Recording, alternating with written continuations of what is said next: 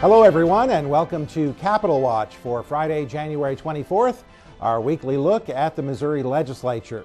And joining us from MSBA's Governmental Relations offices in Jefferson City is our Associate Executive Director for Advocacy and our Chief Lobbyist, Mike Reed. And Mike, we're only a couple of weeks into the legislative session, but already some significant developments taking place in Jefferson City, not the least of which was the governor's State of the State address on Tuesday night, always a big event toward the beginning of the legislative session.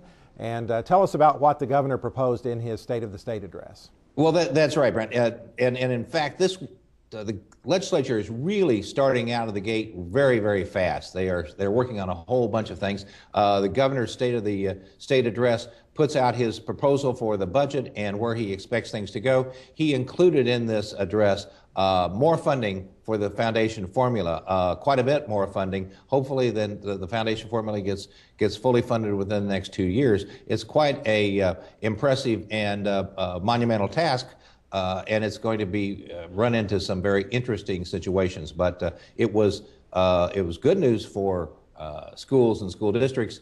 One of the things that I will caution is we don't spend the money until the budget process is over with, because the governor puts it out in his recommendation, and then the General Assembly puts out their recommendation. And right now, the governor and the head of the House Budget Committee and the head of the Senate Budget Committee are at odds on how much money is coming in. They have different revenue projection figures. So the governor is working off one figure, the House and Senate are working off another figure, and so there's going to have to be some discussion, some compromise, and it'll be interesting to see how this all works out and how this plays out. But we will be working to try to get as much funding for elementary and secondary education as we possibly can. The good news is both sides are looking and trying to get funding and fund the formula as fully as they possibly can.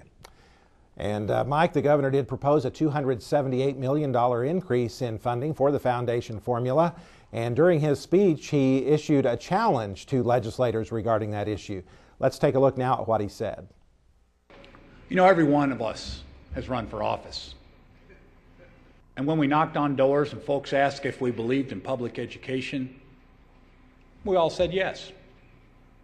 At every town hall meeting, when someone raised their hand and asked what we do for teachers, we said we'd support them. And on the campaign trail, I bet almost all of us made a promise to invest in our students and our schools. Well, you know what? It's time to put our budgets where our campaign brochures are.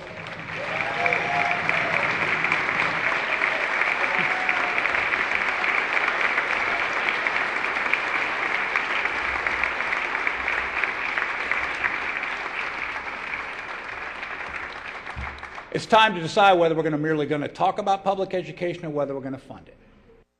And Mike, while we certainly appreciate the governor's proposal for funding the formula, as you said, there is some disagreement over how much revenue is available in our state, so we really shouldn't necessarily count on that figure as the final outcome at this point, should we?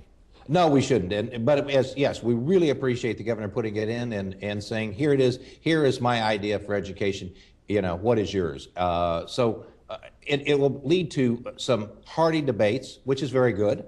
And let's just see what happens as the budget process goes through. This is a long process. It starts in the House, moves to the Senate, goes back to conference, and has to be finished the week before session's over with, which is the middle of May. So we will keep everyone informed, but it'll be an interesting time. So the possibility of additional funding for schools, some good news at this point in the session, Mike. On the other side of the coin, we had some additional discussion this week on tax cuts. And we fought that battle last year and actually had a bill move in a Senate committee this week. Tell us about that. Yes, the bill moved out of the Senate committee that reduces the taxes in the state of Missouri. It reduces from 6% to 5% over a 10-year period of time as the maximum tax amount, and it also reduces corporate income tax over the period of time. This bill does give a tax break for people earning less than $20,000 a year, has an increase that they can take in a deduction. But the bottom line of this whole bill is that it appears to us and to the people that we work with that this is going to reduce general revenue. The figures that we have, the general revenue may be reduced. When the final bill is fully implemented in 10 years, it may be a $900 million reduction in GR. We're back to the same place we were last year. Please fully fund the formula, which was the statement given by the General Assembly in 2005 that they would fully fund this formula as it phased in.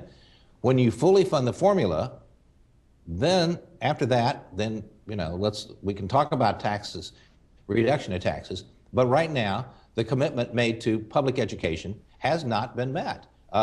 Granted, the governor is trying to, and the legislature is going to be working on that to meet this, but neither side is fully funding the formula this year. So our contention is the same as it was last year. Fund what you said you would fund. The obligations were made, or the statements were made, and the promises were made. So fund formula, fund the education formula, and then let's look at tax reductions.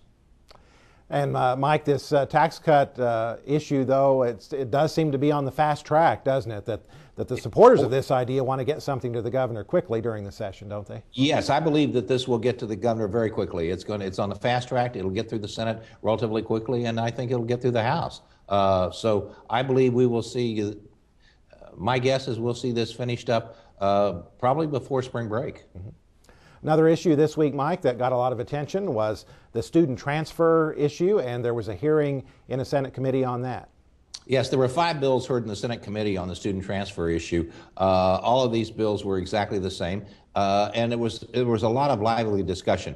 In talking with the Senate Education Chairman, he will be holding hearings again next week on transfer bills, and he's going to keep hearing all of the transfer bills until they're all heard, and then throw everything on the table and see what is the best situation, what's best for kids. It was interesting. Our members testified in favor of this bill. Some of our members testified against this bill. Some of our members testified in just for informational purposes. So there's a broad spectrum of questions about what is best and how best to handle this situation. However, there are a lot of ideas that are out there on the table, and they will be discussed and thoroughly vetted prior to putting it into a piece of legislation. All right, Mike, what do we have to look forward to during the next week? I assume some additional hearings will be held. There will be more hearings. House Education this past week, just met for informational purposes and heard from a couple of school superintendents. Next week, they will be starting hearing bills. The Senate will again be hearing bills on the transfer issue. There is a bill that's going to be heard on Monday dealing with allowing and having schools have health care centers put on school campuses, which is an interesting idea, and it's mandating that the Department of Health and Senior Services place certain clinics on school campuses. A very interesting idea. And there will be a lot of hearings next week. Many of them have not been posted yet, but this is the time where bills are heard. The debate then happens later. So it's going to be a very, very interesting and busy week next week. All right, Mike Reed, as always, thanks a lot for joining us. And as always, we'll be keeping you informed on legislative issues through this program, through our weekly Legislative Voice electronic newsletter that you receive on Fridays, and also our daily updates on the MSBA website. So we hope you keep up to date on the happenings in the Missouri legislature. And we thank you for joining us on this edition of MSBA's Capitol Watch.